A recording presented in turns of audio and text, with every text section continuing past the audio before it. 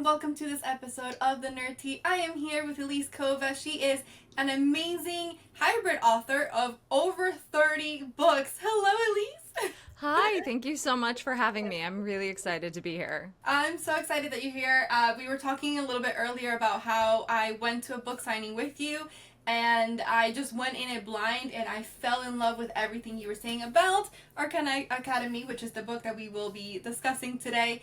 And I'm so excited to hear more about you, about this book and everything else that you do. It's so great to have you. Thank you for having me. Thank you, everyone who's listening. I'm excited to chat about my work and my process. And yeah, thank you for taking a chance on it too. Like, to go in blind, and that's a big leap of faith. So I'm glad it worked out and you enjoyed it. Yeah, no, as you were speaking, I was like, yep. Everything you were saying was like, I like that. Yes, I like that too. Yes, I like that as well. But for anyone who has not been able to go to a blind chat with you, can you please introduce yourself? Well, you got some of it already. I'm Elise Kova. I have a pretty big backlist. I've written many books. They are all in the epic fantasy realm, otherworld fantasy. That's what I love, so that's what I write. They all have some amount of romance. So some of them are true romantasy where the plot is the romance. Other ones are more like fantasy romance or just epic fantasy with like a dash of romance that's in there, but it's not the primary or even the secondary focus. So I kind of tell people that I'm like, if you like epic fantasy and you don't hate romance, I will probably have something for you. Arcana Academy is my latest release. It just came out like 1 month ago. July 22nd was the release date. So here we are. I think that was the exact same day that I went. Yeah. It was because the Georgia location was the release day. Yeah. So it's been out, and I'm super excited to keep chatting about it. All right, so let's talk a little bit more about it. This is a section that I like to call Sip and Read, where we talk more and get more in depth about your book. I got my tea ready. Let's go. Right, where's my cup? Hold on. I have an S for Stephanie. I have a teacup for anyone who's not watching with video. It's a mug that literally just says tea on it, just in tiny little embossed letters, and I love it. So cute. It's actually very adorable. I got it from a local coffee shop that like has pottery from like local artisans, and of course, love to support other artists and small creators, and I was like, plus it's just a dang cute mug. It's very cute. I wish everyone could see it, but it's actually very adorable. All right, so let's talk a little bit more about Arcana Academy. First, let's talk about what is it about. Arcana Academy is set in a world where magic flows through specially inked tarot cards, and this is a highly regulated power in this world. The whole process, from the inks to the paper used to make the cards to the magic itself and the people who use it, is all regulated by the crown, and only those who have graduated from the illustrious Arcana Academy are permitted to use it. Our main character, Clara Greysword, it was an illegal user of tarot. Her mother taught her in secret, and she used it to fight against the crown, and that's what landed her in prison. One day, the prince comes, the second-born prince specifically, comes and says that her life sentence is now turning into a death sentence. She decides that that sounds like a real bummer, and that she is going to escape rather than die. And she uses the opportunity to her advantage, only to be captured by the prince and find out it was all his ploy to test her skills. And at that point, he presents her with a deal. If she agrees to help him steal from his father, the king, a legendary power that shouldn't exist, he will give her her freedom. Of course, this is much preferable to being in jail. And she, in the back of her mind, is going, wait a second, if I have the skills to steal this legendary power, why would I then give it to you? So she is playing for herself, he's playing for himself. An unlikely alliance forms. He enrolls her in the academy so that way she can use her magic, and declares her his bride so no one asks too many questions. Hijinks ensue. It is like such a great, like, everything is happening from the moment you start reading. Everything is just moving and moving and moving and moving. I will admit, I, in like the most loving way, I was so stressed reading your book. That's, you know what? It's funny you say that because I have some dear friends who are beta readers of mine, and one of them was recently rereading the published version because they read a very early draft, and they were rereading the published version, and they were like, even though I know what's happening, I am stressed. I know Yeah. how this is going to end, and I am stressed. I literally, I do bookish skits for my social media. And I made a video because your book inspired it, where you're stress reading and you read so fast that you accidentally start skipping things, so you have to go back. And it literally, for anyone who saw that video, it was fully because I was in the midst of reading your book, and I kept being so stressed that I kept like accidentally skipping, and I was like, ah, You know, go well, I back. don't want to necessarily stress people out. As an author, I do take that as a compliment because that means Okay. the pacing and the engagement is it's all good. It's all Yeah. happening. It was very good. That's why I'm like, in a loving way, I was cursing your name the entire time. You know, I've Um, had people curse my name in loving and not loving ways. I can handle it. Great. um, Wait, so, and then also, because obviously, and I won't say, but this does end as it's gonna continue. How many books are gonna be in the series? It is going to be a trilogy. Okay. So I am most of the way through book two. It's almost out of like its big editorial phase and about to go into like uh, it's called like line editing and copy editing for anyone familiar with the editing process, but it's basically changing it from your editing for like the story and the characters and the plot and the big picture and the pacing and the subplots to editing like, does this sentence sound right, and does this flow the way that I want it to flow.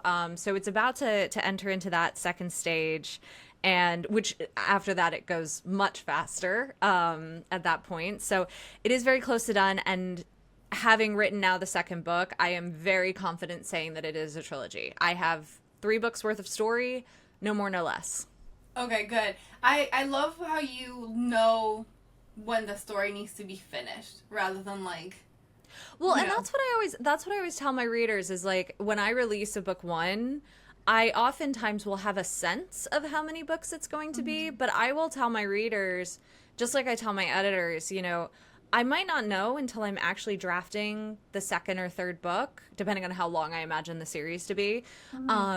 It exactly how many books it's going to be, and I've never wanted to be one of those people where it's like I'm trying to squeeze out a second book or another book rather from a story that doesn't need it. Just like I also don't want to cut off a story too soon and I'm rushing to finish a story when it really would need another book. And so I really, you know, I've had a couple of series that really until I'm about halfway through, I'm like, I'm not sure. But I am sure now for Arcana Academy. It is 3 books. That's great.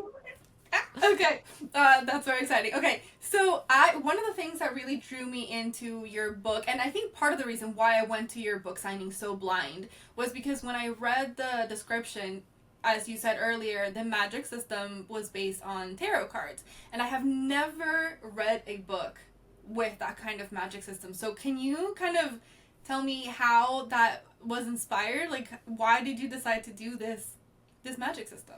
Yeah, I first learned how to read tarot when I was like 8 or so. So it has always been a part of my life, ebbing and flowing. I'm not a professional reader by any means, but I do really enjoy it. And, you know, sometimes it's just an appreciation of the art on the cards. Sometimes it's like, I really need just another perspective, and some random cards might give me that.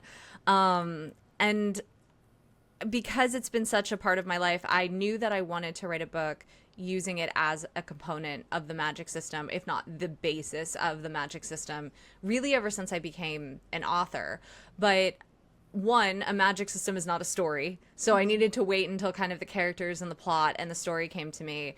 And two, the magic system that was starting to form in my head, which is what appears in the book, where every single card is a unique spell, and a tarot deck is 78 cards long, so that's a lot of cards.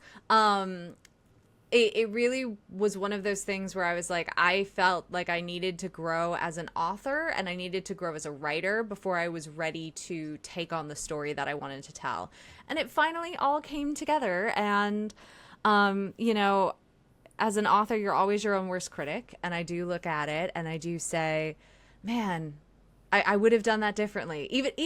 Even now, like even so close to the release, I look at it and I'm like, man, I would have done that differently if I could do it again. But I mean, that's part of the process. You're always growing, and I'm pretty proud of what I put out, and I hope readers like it too.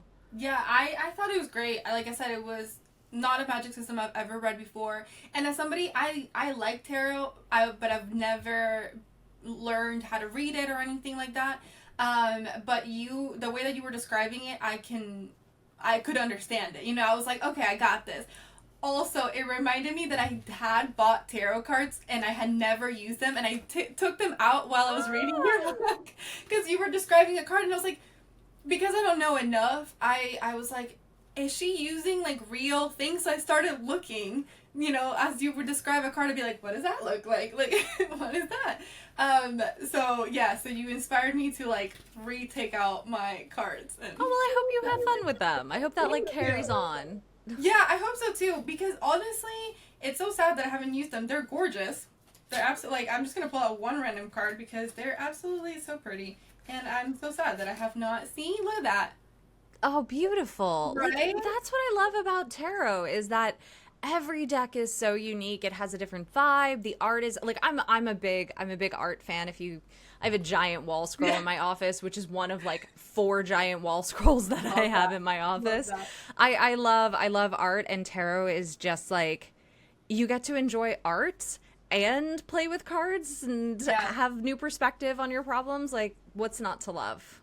I agree. And like, I love it. Actually, are you ever going to release like the Arcana Academy tarot cards?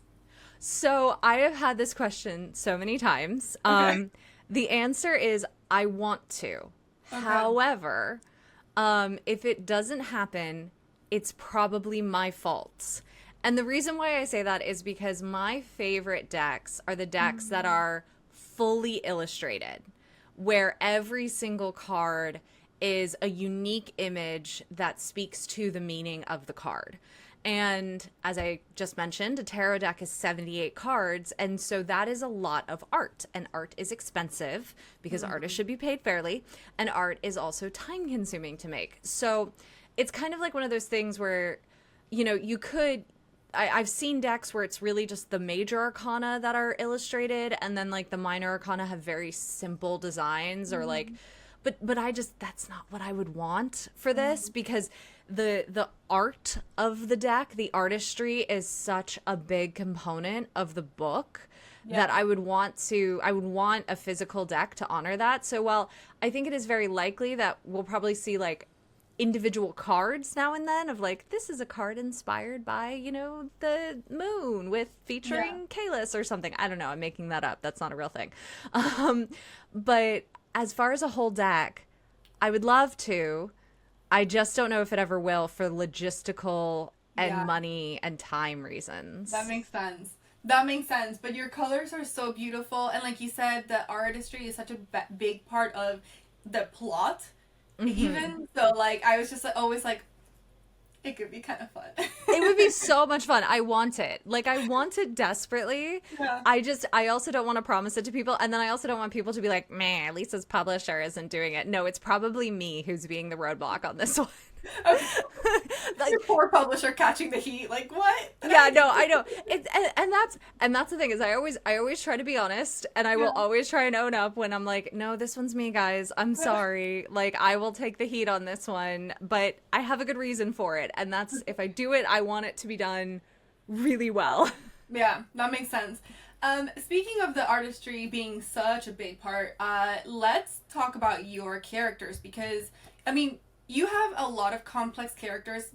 Even the minor characters have like a thing about them, but your main characters definitely are very complex. And Clara, the protagonist whose head we're in, her artistry for the tarot cards is a big thing in her plotline. So can you tell me a little bit more about Clara and why you decided to kind of make that her thing.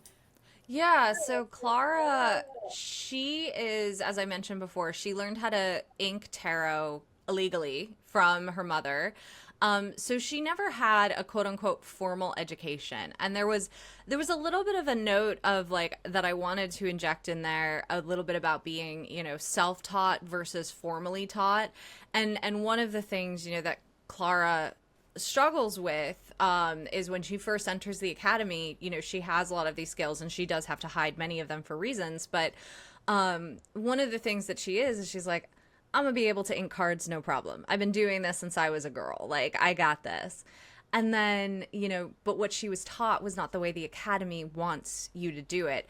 And so part of her journey is learning that even though she hates the system and she hates this place and what it stands for, there is merit in what they're teaching, but also at the same time, because we can hold space for two contradictory things to be true, the way that she was taught equally holds merit. And the fact that it isn't, this formal education way doesn't mean it's lesser than, doesn't mean that it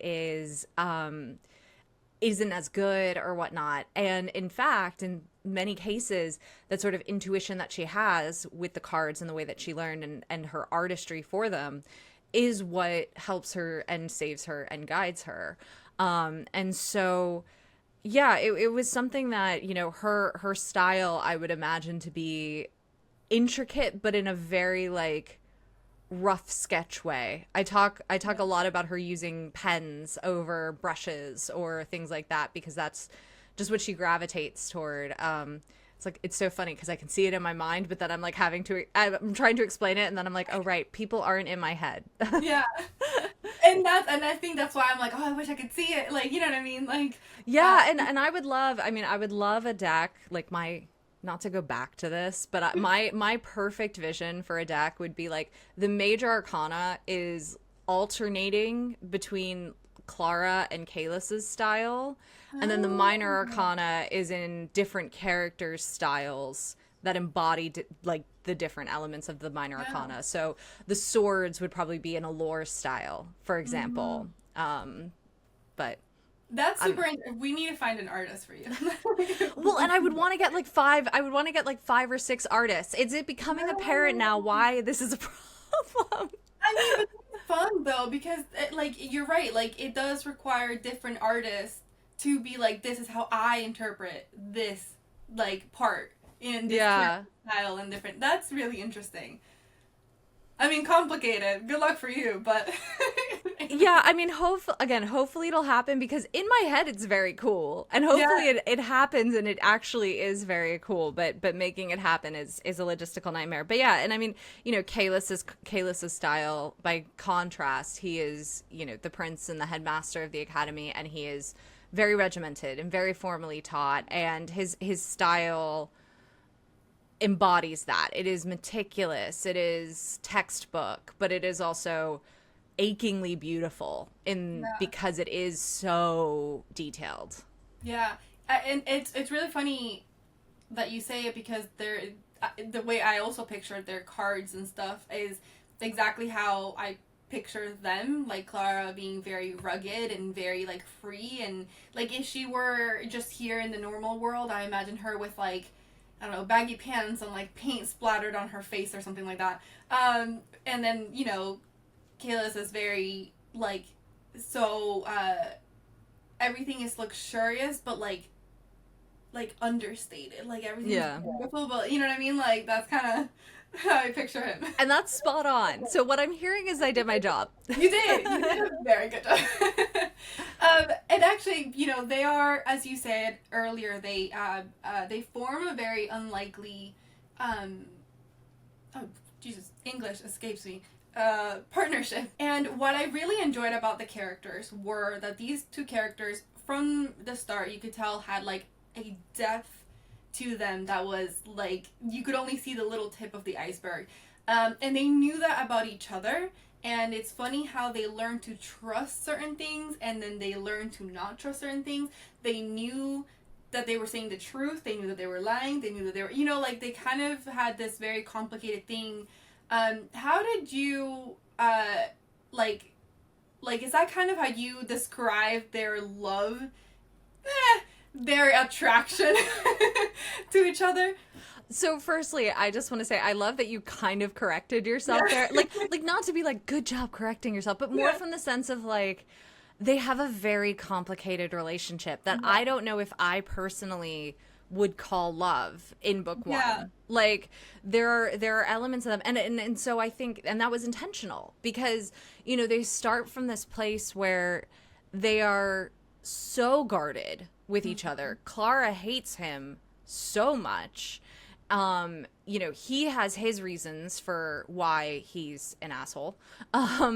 And she throughout the book, they're trying to forge a relationship, not just a romantic one, but like any kind of relationship. But one of my big things is like love is built on trust. And if you can't trust your partner, it's really hard to truly love them in a genuine way that I personally see as the definition of love. And so even by the end of the book, there's so much that they're withholding from each other that I hesitate to say that it's love.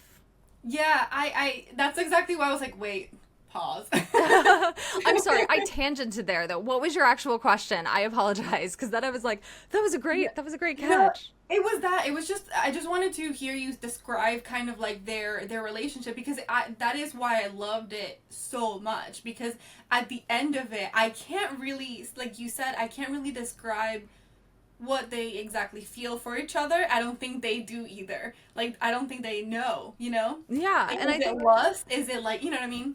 well, and Yeah. I think in a way it's a little bit of an homage to people I've known in the real life and situations that I've been in, and a mashup of everything as characters and stories are, but where it's like you have that friend who's dating a guy sort of, and you're like, well, what are you? And they're like, something, but it's like Situationship. I was gonna say it's the rise of the situationship Yeah. that is like a thing at this point in time. And, I think that Clara and Kalis have a situationship. And I wanted it to be something that hopefully, I hope many people are not dealing with murdered parents and oppressive regimes and all of these things. I hope that is not something that is in the lives of your listeners because that would be terrible. But I wanted it to be something, those things aside, that people could be like, yeah, I've kind of had that guy that maybe is not the best for me, but I'm still kind of drawn to him. Or, maybe I've had that woman in my life who's like, man, she makes me want to bash my skull across against a wall, but at the same time I would fight until my last breath against anyone who would dare lay a finger on her. Yeah. So yeah. No, I thought it was great. I thought it was yeah, like I loved that it started complex. I love that it ended complex, but that what made it complex changed throughout the story, and I really enjoyed that journey. For me, it felt very realistic, the pacing of it, and obviously knowing that there's 2 more books and like where that pacing is gonna go, I don't know. If you wanted to tell me, I was gonna say I could tell you, but I'm not sure if I should. Okay. Say it. Maybe after we record. No. Actually, you know what? Actually, I want to be surprised. Don't tell me anything. Okay. I am trying so hard not to spoil anything for book 2 because there are like 4 major twist reveals that happen in book 2 that I am so excited for readers to like get a part of and an experience that I'm just like, Elise, don't say anything. Don't say anything. Don't, because I also just want to be like, I have so many cool things to tell you. I feel like there's so many. It's like I was thinking the same thing when I was writing the questions. I was like, no, don't go there because then I'll start accidentally spoiling something. But no, I can't wait. Oh, no, don't tell me. Don't tell me. Anyway, moving on. One of the things that I really liked about not only the story but also the situationship that we have going on here is that you put it in an academia setting. I love academia settings. like obsessed. Oh, same, honestly. I had been wanting to write like a dark academia setting for a really long time, and when it felt like it was finally time to write this book, I'm like, I'm gonna do it, because like I've Mhm. flirted with like academic settings in some of my other series. Like A Trial of Sorcerers is probably the closest that I got. Ira starts out in the Tower of Sorcerers and she's studying magic, and but even that, it's not a true academia book just by the structure and the nature of the book. I wouldn't call it that personally. Yeah. And so and especially not the series, because the whole series, like you're only in the Tower of Sorcerers for book 1, and then you're off to other continents. Spoilers. But I love Dark Academia because there's something, my favorite season is fall, and there's something that is just so like cozy, witchy, mysterious, intriguing, fall like about it, that I wanted to be in that world all year round. And I also love, I love the themes of power and of struggle and of, like I was saying earlier, merit, like what knowledge has merit in a society, what and why, and Mhm. who are you pushing out when you value certain facts or statements or knowledge or whatnot, who is getting shut out of the equation. And so I love those deeper and more thorny elements of it. It's just such a fun genre. It's such a fun. I as an aspiring writer myself, I also want to write in the genre so bad. I'm not there yet, but like I read this one and I'm like, why am I not there yet? Like, why? Because it's so it just it gives way for so much like struggle and so many like different types of relationship and power dynamics that I love. Obsessed. It's also universal, because everyone's education is different, of course, like their experience, but almost everyone goes through some kind of school or training. And Yeah. so I know there are parts of the world where unfortunately that is not accessible, but for many people, it is something that in some way they can relate to. And, that I think is something that draws me to it as well, because I love trying to touch as many readers as I can in some way that feels familiar but fantastical and different at the same time. This it's not really spoilers, but I like some people don't like to hear it, other people don't mind to hear it, but like if you could describe your book in tropes. Yeah. So there's definitely enemies to lovers vibes, if those of you who haven't picked that up. Found The family. vibes is like Found family is a big one for Clara specifically and her character arc. There are, of course, Dark Academia. We mentioned that. It's funny because now it's like as soon as I am asked to like give tropes, I'm like I've never known a trope in my life. I would say Shadow Daddy applies. yeah, I yeah. know that's one that I think could apply here.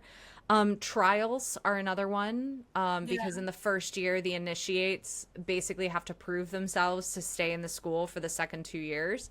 And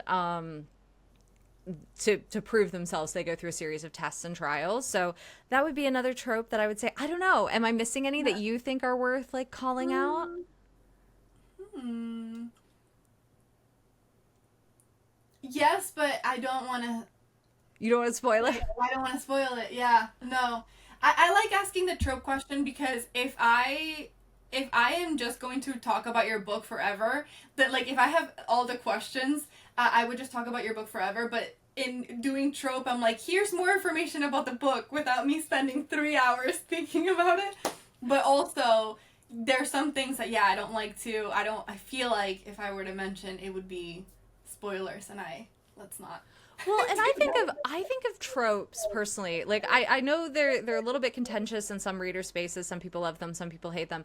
I look at tropes as like a menu, Yeah. where I think of it as like, if I go to a restaurant, I'm gonna use the most basic menu item in like to ever exist, but I love it. Bolognese is like Okay. meat sauce, basically, like Mhm. some kind of pasta with meat sauce. And but every restaurant does it a little bit differently. Yeah. How much basil did you add? did you sweeten with carrots, like more of a ragu style, or did you, add sugar to the sauce or honey to the sauce? Like, are you using beef, which is classic, or are you using like a lamb that is maybe something a bit different? Like, and I love, for me, I'm a big foodie. I love eating. If you can't tell. But for me, it's like I love to go to places and order the quote unquote simple things and then see how that chef or baker or whoever kind of adds their own spin to it.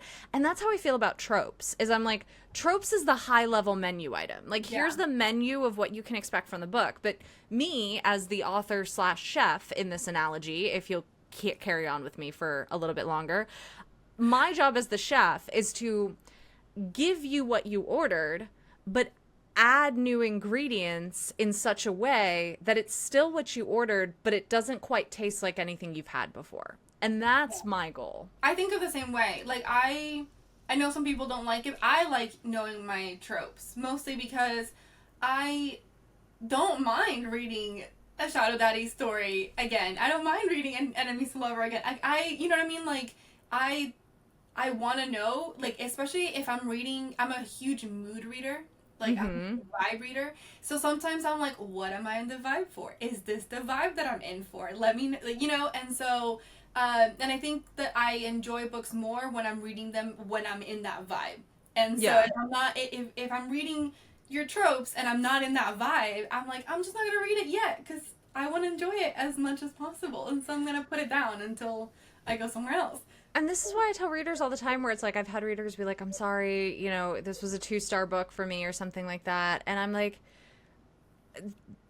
give your honest review, because the thing that made it 2 stars for you might make it 5 stars for someone else. Like, that was my Trial of Sorcerer series, which ended up having a love triangle in it. I wasn't planning on that from the beginning, but that was what it ended up happening. And, I know that's very divisive for a lot of people, but there's also a lot of readers that are like, I love books with love triangles. Give me more books with love triangles. That's my thing. And so I think of tropes as the same way, where, like a menu, if you go to a restaurant and you glance at the menu and you go, man, this is not the food I'm feeling tonight. You just move on to the next restaurant. Like, you don't sit there and force yourself to eat a meal that you don't want to eat. Like, life's too short to read books that aren't jiving with you. Yeah, that you're just not in the mood for. And, like, also, and like, there's so many things to read, and you shuffle through moods all the time as people, so, like, it's fine. No, I love it. I'm a huge fan. That's why I like asking the question also, because sometimes people are like, tell me, what can I expect? And speaking of what you can expect, I'm going to ask you this question. If it turns out that there are spoilers in this, I will move this question to the end of the interview so that people won't, worry about it.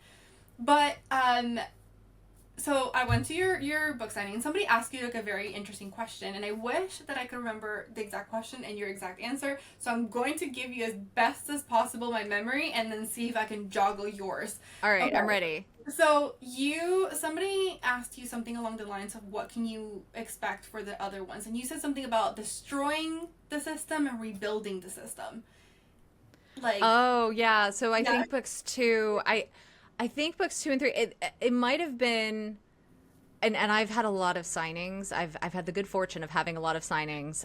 So I might be mixing this up, but I think if I am remembering correctly, it was a question about sort of, because I mentioned it's a trilogy, and there are 3 years in Arcana Academy, and I think the question might have been, is every book in the trilogy going to focus on a different year in the academy?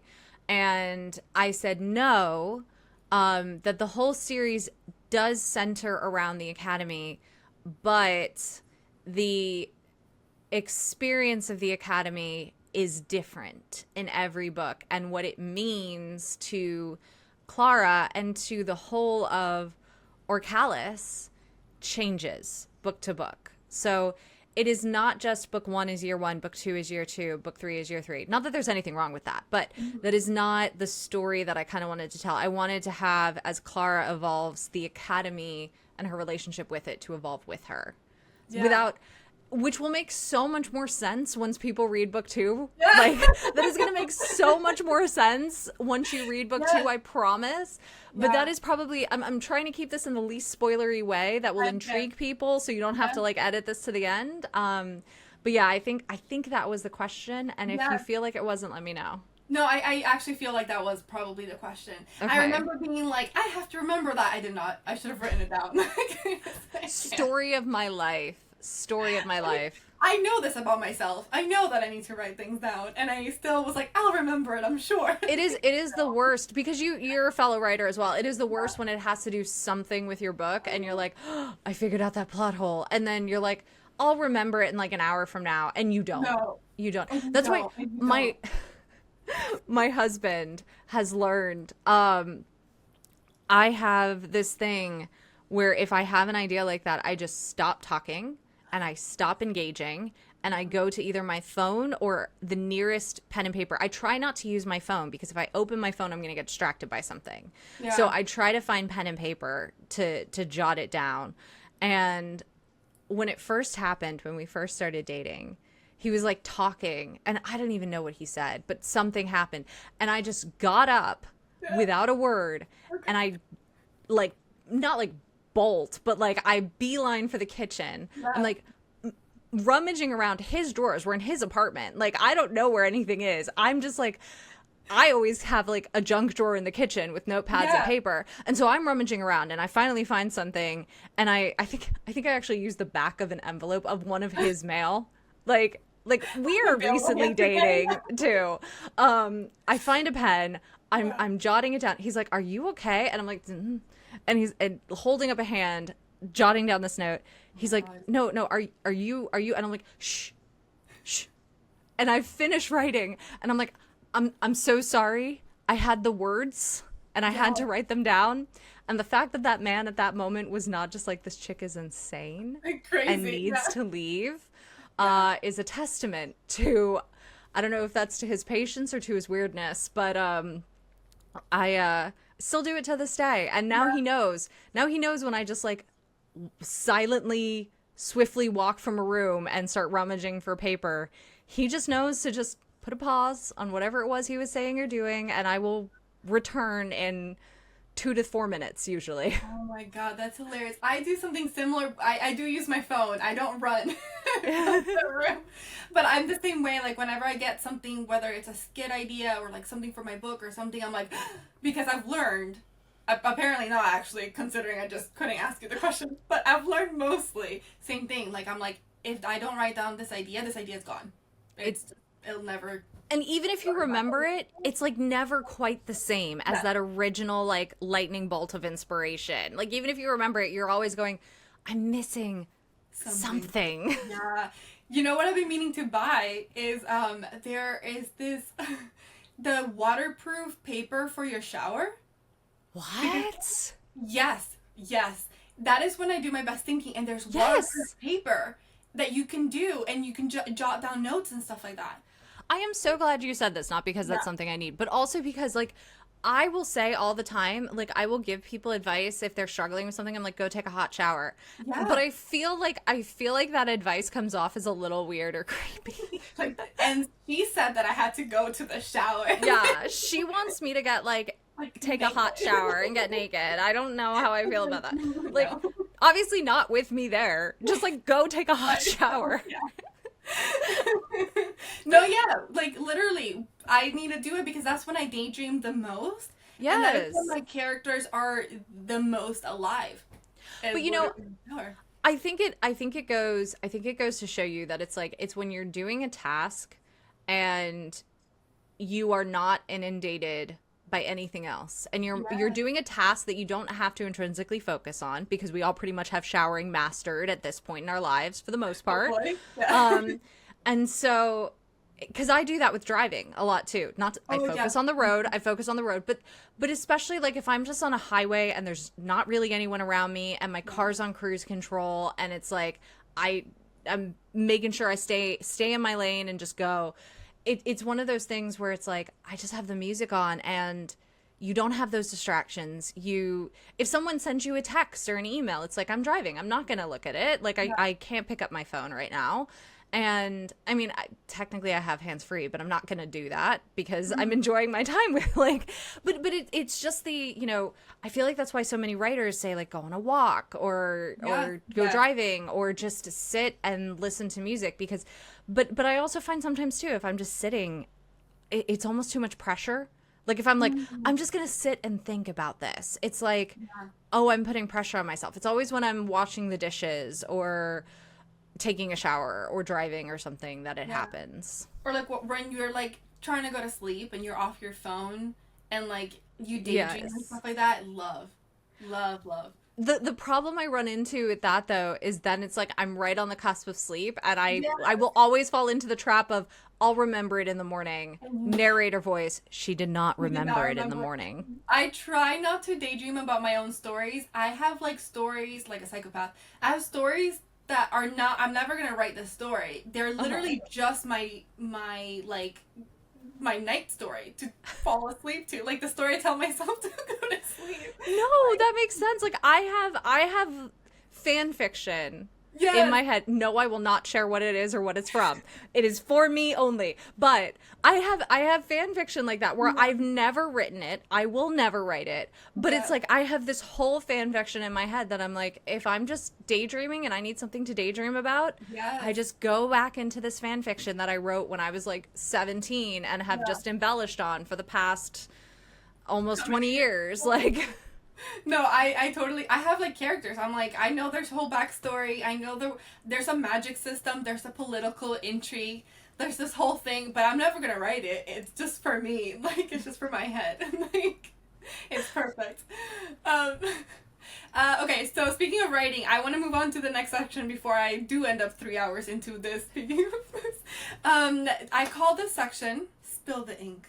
Okay, I love it. Thank you. Continuing off for a little bit, just specifically about Arcana Academy, and then we'll go a little bit wider. You wrote a very complicated magic system. Tell me that process of making sure that it was complicated, but it was realistic. So when I'm developing magic systems, I do generally ascribe to Sanderson's laws of magic, which if you are a writer, and I don't just mean like you, I mean like anyone listening, if you are a writer who has not read Sanderson's laws of magic or watched his lectures, because there are free lectures on YouTube, go watch them. Like, they're amazing and they're free. And his laws of magic are, I think he coined their soft power or soft magic and hard magic systems where, if someone who is more expert at it than me is like, that's actually not part of the laws of magic, that's something else, I'm so sorry. But there is soft magic and hard magic. And soft magic is like sort of the power is mysterious and it's not really described. It kind of exists and it kind of does things. It's usually quite rare. Think like Gandalf in The Lord of the Rings, or some of the power of the elves in Lord of the Rings, or the magic in Game of Thrones is another, I think, a good example of a soft magic system where it's rare, it exists in the world, but it's quite strange, quote unquote, and there's no clear rules. And then you have hard magic systems, which have very clearly defined rules. Arcana Academy is a hard magic system. I, generally speaking, enjoy hard magic systems because of Sanderson's second law, which is, I think it's the second law, which is the reader's ability to understand how magic is used to solve problems is directly correlated to the reader's ability to understand how the magic works. It's something like that. Please don't come for me. I'm doing my best. I can pull it up. No. Honestly, if Sanderson himself slides into my DMs to be like, you got it wrong, I'd be like, best mistake. Watches my podcast, I'm gonna die. So basically what we're saying is someone showed this to Sanderson. No, I'm just kidding. Yes, please don't. I would die. But it goes to basically say I like hard magic systems because I like the reader to sort of understand the rules of how it can and cannot be used. Now that is a challenge when writing because you both need to play inside those rules. And that means both you need to reasonably solve problems with the magic system, and in the way that a reader can't look at a problem that the characters face and go, well, why didn't they just use their magic to get out of that problem? And then you have the other component of it where you have the reader, needs to understand why magic isn't applicable in some cases or is applicable in some cases. So for Arcana Academy and a lot of my hard magic systems, I usually really like to gate the magic system with some kind of limiting factor. So in Arcana Academy, there's a little bit of a soft limiting factor of there is just an arcanist skill and using magic is exhausting. And I kind of think about that a little bit like running, in that like exercise, yeah. Yeah, like exercise. Like some people are naturally gifted at running. And it's just, I've met people that are like, I get into the zone and all of a sudden I've run a 20K and I'm like, who are you? What, Like no.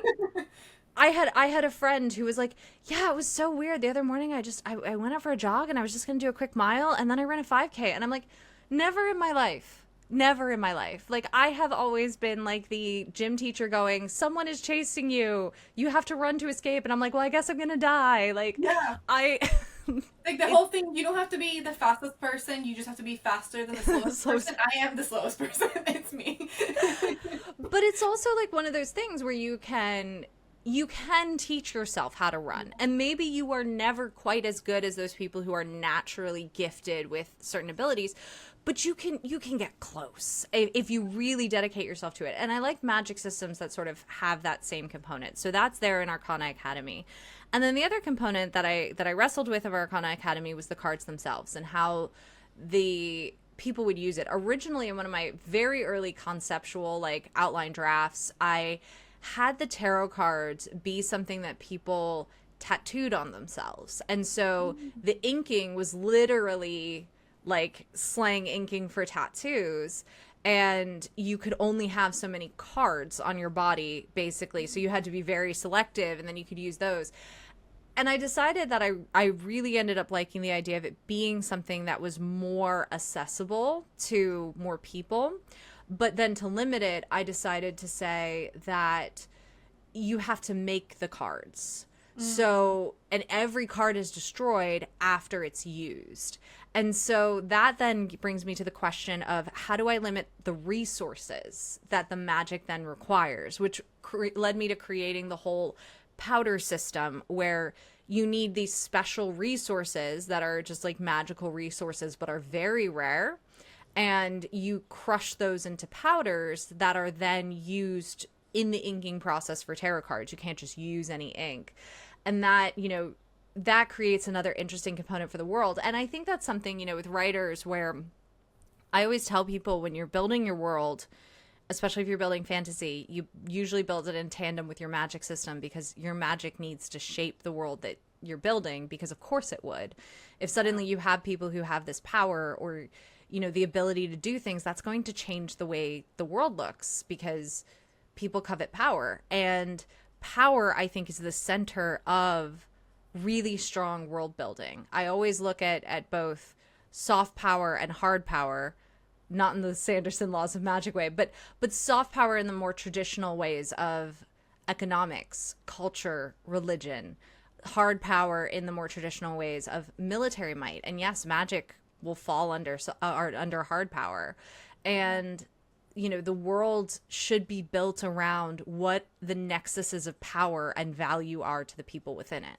That was a really long answer. I'm sorry, you're getting me into the writing side of things, and I'm just gonna go. No. I love this because I love magic systems, and one of the things that I can't help when I'm reading any sort of magic, whether it's soft magic, hard magic, cozy magic, like hardcore magic, whatever it is, I'm always curious as to like what the flaw is. There's always has to be a flaw, like a limitation, in like a good way. Like you always have to have it. And so I'm always looking out for it, and I'm always super interested in how the author kind of like thought of it, and how they like how they came up with that like limitation for for their magic and stuff. It's always really, yeah, it's one of my interesting ones. And I will also say too, for the readers who are picking up Arcana Academy, who maybe are like, I don't know anything about tarot. I really did try hard, and I feel like you can hopefully attest to this as well, Yeah. to make it accessible to people who aren't familiar with tarot at all. Like, you don't have to go out and read a tarot book before reading this one. If you want to know more, if you want to get all of like the tiny little nods that I wrote in there to tarot, like, yeah, you could do that, but you don't have to. In every instance of the magic, I tried to explain, even if it was just like a brief half a line of what the card was and what it did, so people knew why it's applicable. And I did have the publisher put a glossary in the back of the book, so for people who do like to dig deeper into the magic system, that is there. It is in the back of the book instead of the front of the book, though, just because I feel like some cards could be spoilers in what they do or that they exist at all, and so I wanted that to be a little bit more of like a choice for readers to seek it out rather than necessarily like it's right in their face at the forefront. And I can attest, yes, I am not somebody who knows tarot, despite the fact that I went out and bought myself a tarot card like deck. But I'm not somebody who knows tarot, and I knew what was happening the entire time. Like, I was very aware of how the magic was being used, and like it was very explained very well for somebody who had no idea. Good, I'm glad. Yeah, I did fully run and recommend it to my friend that does know tarot, though. I was like, you have to read this book and then tell me what I missed. Like, if there was anything, like any Easter egg that you're just like, as a writer, like, clever. But it's like not, I was like, did I miss something? But yeah, and I feel like, again, the things that you would quote unquote miss by not like knowing tarot are just more of like, oh, that's a fun way to interpret that meaning of the card, but it's not it's not like, oh, you're missing out on an element of the story by not knowing it. Yeah, and that's what I kind of figured. I was like, I don't think I'm missing in anything, but I feel like to the people who know tarot, they're getting like that extra little like, yes, if you know, you know. Like, all right, so moving on. Because I don't know tarot, how much of that like original way of like the standard way of reading and all that stuff did you keep, and like did you change? See, this is how you know I don't know tarot. I'm not entirely sure what I'm asking, but like how much of it did you keep? Like, if somebody does know tarot, they're like, yes, that is exactly like what this card does. That is exactly what that means. Like, how much of it did you keep and how much of it did you like? Yeah, I tried to keep a lot of like the inspirations from the tarot. There are some cards that are quite niche in their meaning that I did struggle with trying to find a relevant spell to apply to it. But and I'm gonna look in the glossary just to make sure that I don't get something wrong about my own book. But the Four of Cups, if I'm remembering correctly, that card is when you're doing a reading in our world, and even in the world of Arcana Academy, that would signify like nostalgia, and that would signify like kind of being sort of wrapped up in a little bit of slothfulness, but you're sort of daydreamy. And that spell in Arcana Academy casts sleep or sluggishness on a person. And so that was kind of the like, I tried to find something in the meaning of the card. I think the Three of Swords is another one. I think that one, the spell is it calls upon a person's worst heartbreak, and the Three of Swords is a card that looks at an old like wound, an old emotional wound that you carry. And so I did try and have a lot of that wrapped in there. But of course some of the spells aren't perfectly fit, but I can explain at least what my methodology was behind it. Okay, I was curious about it because I was like, oh, I feel like this is so legit to me. Like, it sounds very legit. Like, all right, I want to go to your characters now. Your characters have a lot of secrets. Like, I feel like everyone and their mother have a lot of secrets. Like, it's just, how do you make sure to keep, as you're writing, like, everyone's secret, and like when to sort of tease certain secrets, when to expose certain secrets? I mean, a part of that is the pacing of the story, of as you expose secrets, there's usually something exciting happening when a secret is exposed, or it's a very emotionally fraught moment. And so there is an element of, when I'm thinking of the flow of the story, it is like, okay, I want ideally the pacing to remain fairly level. Like, there's going to be highs and there's going to be troughs, but if you were to graph it out, the trend line would be kind of flat, where or slightly leaning upward, where it's reaching a crescendo at the end, rather. But I love having characters with secrets, and that's part of why almost all of my books are single point of view from the main characters, because the second you start to have other characters' point of view, you're in their head. And, you know, Kalis, for example, he is a man of so many secrets, most of which you find out in book 2. But if you suddenly were in his head and he's acting a certain way around Clara, he would know why he's acting that way. Mm-hmm. Even if he didn't want to tell Clara, he would know. And so by being in his head, the reader would know. So I think that's another thing, another tool, writing tool that I use, or rather a choice I make with how I structure the novels to preserve those secrets as much as possible. Speaking of knowing what Kalis is thinking and all that, there is obviously, like we talked about the whole situationship, writing wise, that is like romantic tension. Like, what are some things that you utilize to kind of keep that tension throughout? I think tension in romance comes from the characters being unable to be together in a fully realized way without challenge. Mm-hmm. And so if you have two characters that are able to be like, I love you too, let's be a couple, we're a couple now, everything is fine, like nothing is going wrong for us, there's not a lot of tension to that, which in the real world is great, honestly. Yeah. Like, let's face it, in the real world, less drama in our relationships is the way to go. Mm-hmm. But in books, kind of boring. So I think that it's constantly having something that has them holding back, and then when they're ready to give it and give in a way that only creates more problems, because maybe those problems aren't internal between the couple anymore, but now they're external, and those external forces are trying to pull the couple away or sow new seeds of doubt for one reason or another. Yeah, actually, now that you say that, there is a lot of internal and external tension with the two of them. Well, and I think really good romantic tension kind of has both, because you like to have those forces within your control, but you also want to have those forces that are out of your control. Mm-hmm. Speaking of more of your writing process, what is your pre-planning? This is more now getting more into like your general writing, more than outside of Arcana, just general. What is your pre-planning process like? It really varies from book to book. I am very much a discovery writer on the whole, especially for my first draft. Now, I do really like to have some of the brass tacks of the world figured out, especially like I'd like to have at least some idea of the magic system and its costs. And I say some idea because I am a discovery writer, it usually gets refined as I'm writing that first draft and I start to really feel the characters and feel the world. But I like to sort of know those nexuses of power that I mentioned earlier. I also, for my main character and important side characters, I like to have the answers to these 3 questions, which are: what do they want, why do they want it, and who or what is standing in their way from getting it.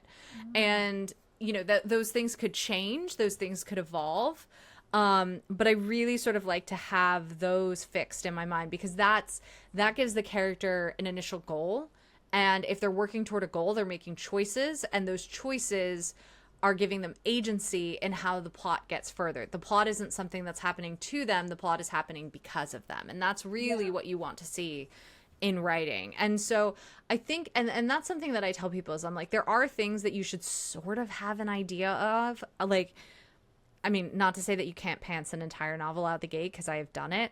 But there are things that I find helpful if you have at least a vague notion of before you start writing. But on the flip side, I do think that there is death by overplanning when it comes to writing, where Yeah. you can spend so much time. Like, I've met people who are like, I have like these 4 maps, and I have like this family tree that goes back 500 years, and I have a magic system that I know every single thing about, and I have 20-page documents of histories on every single city that exists in my world, and I have all of these character sheets that I made for every single character. And I'm like, okay, that is so much work. Where is the story? Like, and building a world versus writing a story really are two different things. And I say that as a dungeon master, who Wait, what? yeah, oh, I'm a big tabletop RPG fan. What? But I think it's a really good like comparison, because when I am being a dungeon master, I am building the world, but I am not building a story. I need to have all that information, but my players are the ones who are making the story. They are the characters who are making choices with agency, and I just need to know how those choices impact my world. When you are an author, you need to, yes, have the world, but it's almost more important what the characters are doing, and you need to fill that role. That's an interesting. The one time that I tried to over plan, I got so stuck. I was like, I actually don't know what's happening anymore. I actually don't know what the story is. I've lost it. I've lost it all. It's crippling, honestly, Yeah. because you then find all of these other sub stories that you're like, Yeah. I need to go spend time over here, and it's like, that's not your story, That's babes. not the story. Yeah. Yeah, it's true. It's true. So, even though you're a discovery writer, are you an edit as you go for the first draft person, or are you write everything, see what mess I make, and then go back and refine? Always write everything, see what mess I make, and then go back. And that is something that I encourage people to do as well, especially if they're just starting out. A lot of the authors who I know who edit as they go, they're they're either really experienced, or they're just really incredibly diligent with like, I'm going to spend this much time editing, and I'm going to spend this much time writing, and they hold themselves to that, which is hard. That's hard to do. But I think that for me, and what I think that a lot of authors just starting out would benefit from, is keep the momentum of the first draft going. Now, I keep an editorial document open as I'm writing. So a really good example is like, this happened in, I think it was one of my Trial of Sorcerers books, but I was about 10 or 15 chapters in, and I was like, oh, she needs to have a dagger. But it needs to be a specific dagger that does specific things. So starting from chapter 12 in my draft, she just had this dagger, and I acted like she had the dagger the entire time, that the reader already knew what it was, rather than trying to figure out how to bring it into the story this late in the game when it didn't make sense. I was like, she's had it. And then I make a note in this document I keep off to the side where I'm like, chapters 1 through 14 need to add this dagger, need to establish these things for the reader, need to mention at least 4 times before it's used in chapter 15. And so then when I first go back, my very first editorial pass, before I even read through the book, is I actually do spot edits on those things, where I then go back and I try and put those things in before I edit the book for the first time. Oh, smart. Oh, that's really smart. I like that. That's very handy, actually. Please take it. Please use it. Yeah. Oh, okay, thank you. Actually, already I'm like, excuse me, I need to make a document real quick. I want to also talk to you more about you and your writing in the industry, because you are an hybrid author now. Arcana Academy is being published as trad, but you still have other series as indie, and I want to know sort of like what you have found about yourself as a writer when you know that the story is indie versus now that it's trad. I mean, I feel like the stories I want to tell are the stories that I want to tell. Now, there are some genres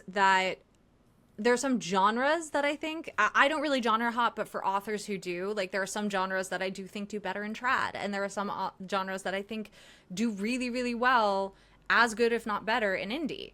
And so I always say that the choice to publish traditionally or publish independently is both a personal one and a business one. It has nothing to do with the merits of the story itself.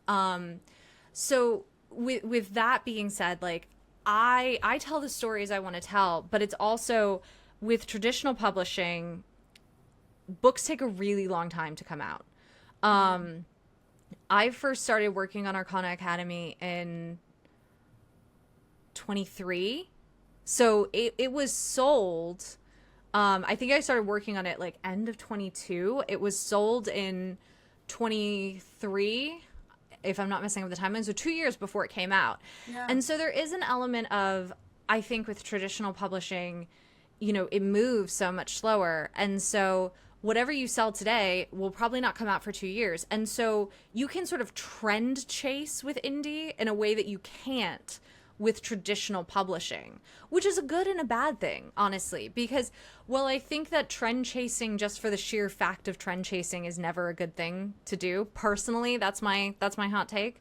Hot tea, hot takes here. But no, I think because I disagree with it just from the perspective of, I think you have to be passionate about what you're writing. Yeah. And if you're not, it's going to come through to the readers. And especially readers who are passionate about that genre will see kind of right through you. Yeah. And so, but on the flip side, I think there are a lot of times where something is very popular and it speaks to authors. It's either a genre they want to write in or have always wanted to write in but haven't had the opportunity, or, you know, they're like, oh wait, I love this type of story. I can write that really quickly. And so, you know, you can do a little bit of that strategic business maneuvering with the creative side in tandem when you're indie that you can't do from a traditional publishing perspective. So they're like, again, I would say for me, my stories really haven't changed with how I've structured my business. Like I would try and get my indie published titles out or finished a year before they came out. Sometimes it was closer to 6 to 8 months, I'll be honest. But, so my process hasn't changed, but there's very different ways that other authors can go about doing it depending on which path they pick. Yeah. And you said, I heard or read that you want to continue being like hybrid and doing some stories indie and if you can some trad, right? Is that?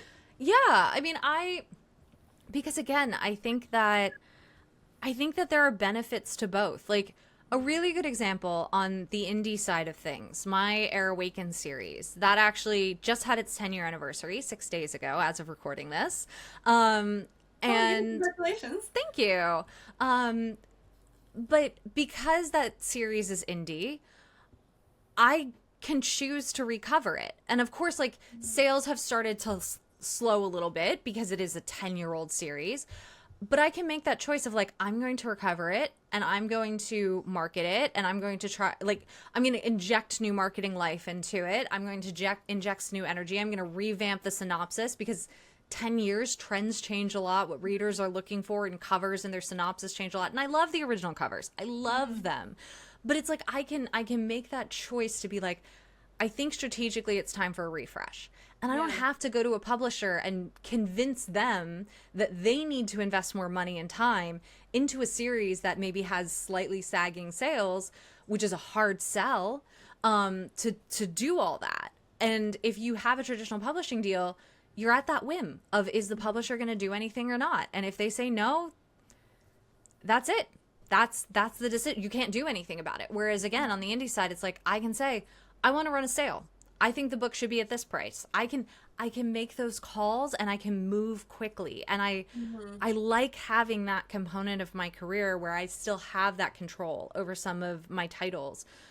But on the traditional publishing side, because again, I don't want it to ever come off like I'm slamming one or raising up the other, because they both have pros and cons.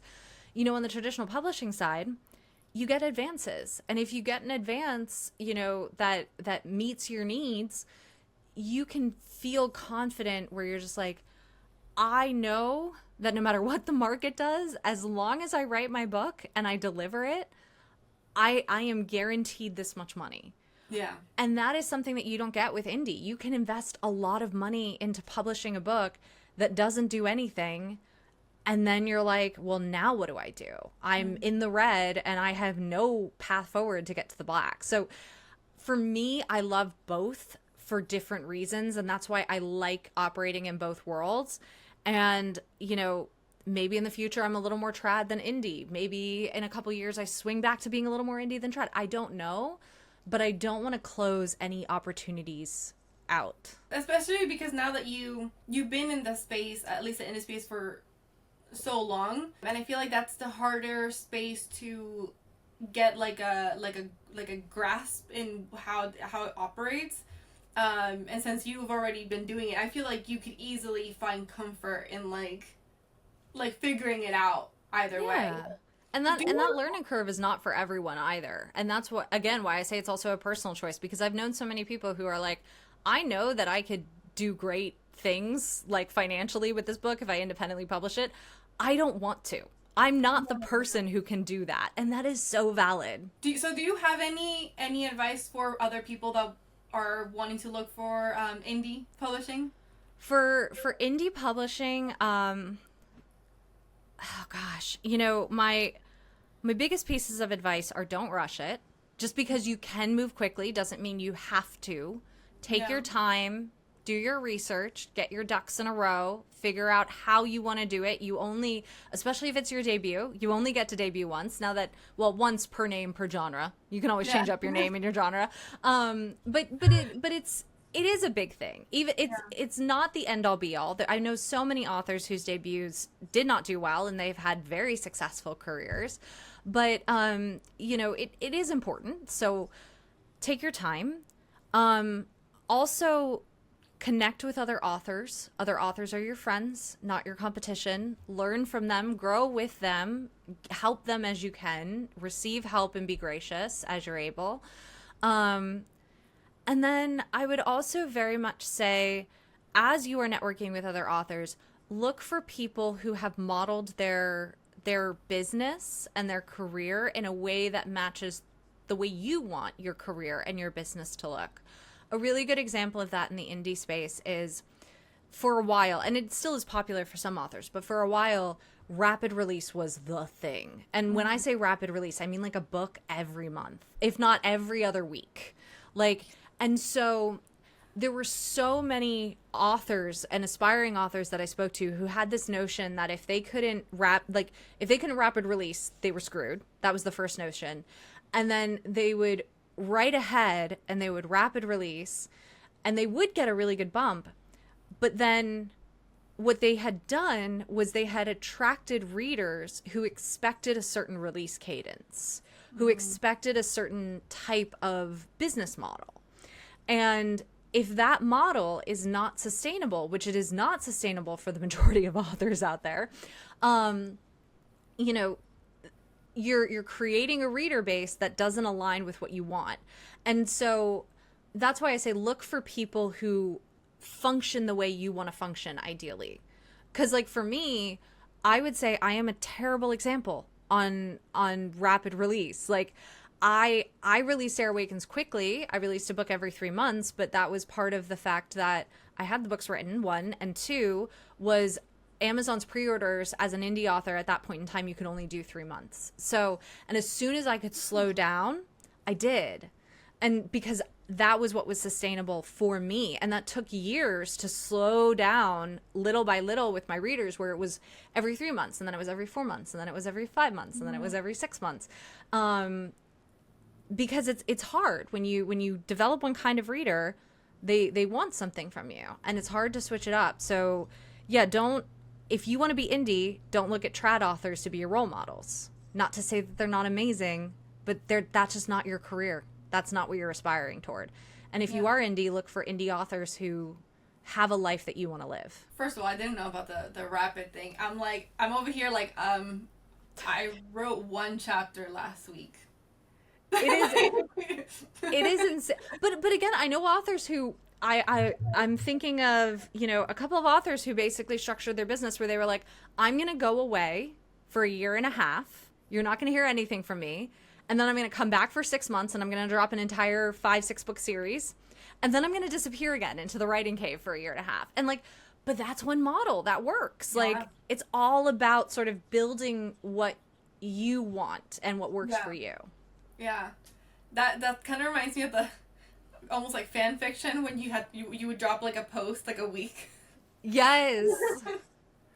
And you always have to be ahead, because otherwise you're screwed. You always have to have like half of it written before you started the first post. Otherwise you were done for. Like, That was how I wrote Air Awakens. I put one chapter a day on Fiction Press for a Really? year, and that was how I wrote all 5 books. I honestly am. I think I was in some kind of fever haze for that entire year. I don't know how I did it, looking back on it. that's actually wild to me. I was like, working full time too. Like, it wasn't like I was just a full time. Like, I slept and worked and wrote. Yeah. Like, that is some youthful thing, like some youthful energy that, like, you don't have that anymore. Like, that's No. just doesn't exist. no, it doesn't. It doesn't. When you only needed to like 3 hours of sleep to survive and function, and you're like, I can't do that anymore. Like, no. And you know, I'll be honest too, a little bit of like the freedom and the whimsy of just like, now when I write, and this is a good thing, I'm a better author, but I think about the story so much, and I'm thinking about the technique, and I'm thinking about all the things I'm seeding, and I write slower because of that, but I write better because of that. Not to say you can't write fast and be good. Everyone's brain is different. I'm just saying for me personally. And so it's like, it's one of those things where I'm like, I could, but then I would have to like go through the editing hell that I had to go through with Air Awakens again. Yes, yeah, oh yeah, that's one thing with fan fiction. You barely edit. You're Yeah. just like, sorry guys. Like, the words are spelled correct, that's all you get. Yeah. And even then, only sometimes. Only sometimes. The name of someone keeps changing between posts. Like, you're just like, oh no. But I have to say, fan fiction readers are so sweet because they just roll with it, and I love that. They do. I had the very first post that I ever made for fan fiction. First of all, I was like 10, and I was trying to write a romance. And also, I didn't know English. And I was writing it in English. And yeah, oh yeah. I don't know what gave me the false confidence that I was like, I can do this in English. I've like seen movies and stuff. And somebody was very kind to take my post and rewrite it for me in like the right format and grammatical thing and language. And I literally took that post and I had it saved in my computer for years, and I would go back to be like, is that kind of the format? Yes, that is. And like, that's actually, yeah. So fan fiction readers are like the best. They're good people. They're good people. Yeah. I want to move on to my very last section. I like to call it Talk Nerd Tea to Me. Okay, love it. This is just like the fun miscellaneous section, and then we're almost done because I've taken up so much of your time. Let's start off with rapid fire. Okay, in Arcana Academy, the hardest character to write. Probably Kalis because of all his secrets, honestly. The easiest character to write. Sorza, actually. I really enjoyed writing her. And I might just be saying that because she plays a little bit, tiny spoiler, she plays a little bit of a bigger role in book 2, and I've been really enjoying writing her. Interesting. The favorite scene that you wrote, without spoilers. There is a scene in which Kalis says to Clara, "You've poisoned my halls with your scent." That scene. Okay. The hardest scene to write. The ending, because I rewrote that a lot until it was finally right. That was a wild ending, first of all. Anyway. I am very happy with where I got to, but that was a hard one fight. Yeah. In general, your favorite protagonist that you've ever written. Oh, I can't pick. I'm so sorry. I'm so sorry. Every protagonist has like meant something different and taught me something different, so I can't pick one. I'm so sorry. It's all right. What about love interest, or same thing? Same thing. Same thing. It's okay. Favorite magic system? Ooh. Probably Arcana Academy, honestly, because I've really wanted to write this for a long time. Yeah. Something that you did in your world building that made you feel really clever. It's a spoiler. Oh. I can't say. Okay. I'm so sorry. Okay. It's part of the big reveals in book 2. Okay. Like there are 2 big reveals. One of them is at the end, and one of them is like a little past halfway through. When you get there, you'll know. When I read it, I'm going to write to you and be like, what was the answer? Yes, please do. Okay. A favorite trope to write? Enemies to lovers, or a more niche one, a more specific one, is the when the two lovers are fighting and one of them like blurts out because I love you. Oh yeah, yeah, yeah. I really love that moment. That's a cute one. That's a cute one. A book that you're reading right now. I am reading Alchemy of Secrets by Stephanie Garber, and I am also reading Bitten by oh, I don't want to get it wrong. Um I shoot, don't know. shoot. I can't help you. I don't know. It is sitting there. This is so terrible. I can hear you looking at it. I am, because so here was the thing. Here's the truth is that my brain kept wanting to go. It's like Stephanie Day, but I didn't want to be like you're just thinking of Stephanie because of Stephanie Garber, and so it's Jordan Stephanie Gray. So You were very close though, and I a was lot of close. Stephanies. Yeah. I'm like, I know it's three names, and then I'm Yeah. like, Stephanie is in there, but I didn't want to commit to it because I was like, I'm gonna. But yeah, both of those are arcs. I think Bitten is out in September, here in the U.S., and Alchemy of Secrets is out in November. Ooh, fun. That's my birthday month, so the best month. Ah. And the something that you must do or have when you're writing. Music. Describe yourself in a tarot card. Oh. See, this is the problem is I know too many tarot cards, and I'm like, I would say the card I want to embody the most, I don't know if I do or not, is the Queen of Wands. Ooh, okay, okay. This was actually not part of my written questions, but from first impressions of me, what card am I? Oh, first, I would probably say, I feel like the Ace of Wands, actually. Okay. You're very, like, outgoing. You have a lot of really, like, bright and bold, in a great way, energy. And the Ace of Wands is, like, the start of something, and you seem like someone who's, like, ready to start a project, like, ready to get Yeah. going. Okay, I'm gonna take that out and be like, this is my card. And then one big final question, kind of. I have this segment where my last author asks a question for the next author that I interview. Oh, okay. Yeah.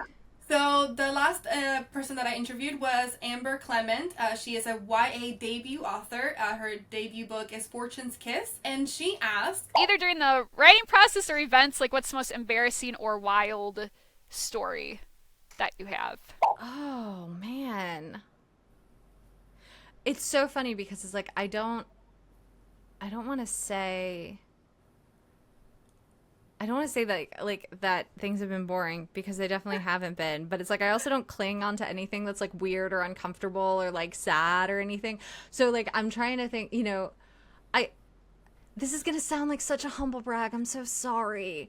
But I hit number 1 on the Sunday Times in the UK, and I hit number 5 on the New York Times, and it was my first time on both of those lists, and it's still really weird to call myself like it's a number 1 Sunday Times best-selling author when I was in the UK, or like a New York Times best-selling author here in the US. It's just it is very surreal and very wild, and I am grateful and gracious to everyone who kind of got me here, because to be honest, like I constantly am working on my craft and working on evolving, of course, as a person and as an author, but I don't think I am that much better from, the last book I wrote, or even A Deal with the Elf King, like one of my last big hits. And I think that just sort of goes to show you that it's not me. It's the people around me. It's the teams that are supporting me at publishers. And it is the readers that are supporting me. Because I can only get myself so far. And without those other things, I would not have reached those heights.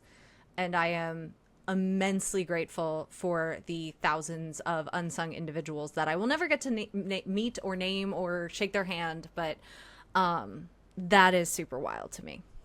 That honestly, that is wild. And like, you've published so many books, and I am so surprised that you're now, not that those lists are the end all be all, but they are, like, they feel good to know that you've gotten there.